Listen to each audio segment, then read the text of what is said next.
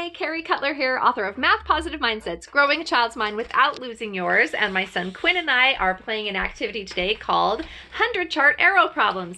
And we have here my favorite kind of 100 chart. It is a pocket chart 100 chart, and I love it because it doesn't always have to be a 100 chart. Some days it's a 50 chart, or some days it's just a teen numbers exploration, and I love that I can turn the cards over and explore some patterns in our number system. But today we're going to do something a little different with these 100 chart arrow problems. Quinn, I'm going to give you some clues about arrows, okay? And the clues I'm going to give are going to be like this. Start at number 47. Okay. 47. Good. To the right, 1. To the right, 1. Down 1. Down 1. To the left, 1. What number did you land on? 68.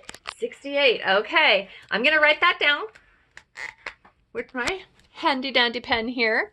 Now I'm going to give you some different clues. Listen carefully. Are you ready? Yep. Start at 47. Add 1. Add 1. Add 10. Add 10. Take away 1. What number did you land on? 68 again.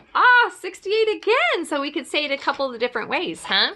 So I'm going to try to write this while I am filming. So Yeah, the arrow to the right. You want to hold the phone? Yeah. Oh, you're such a good helper. Okay.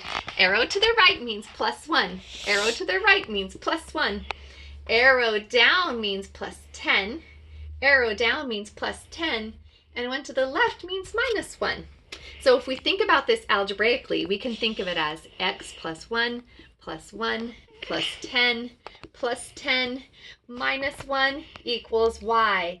And sure enough, both times, Quinn found that y is 68. I hope you're having a great time building math positive mindsets with your kids. Give this 100 chart arrow problems activity a try. Thanks.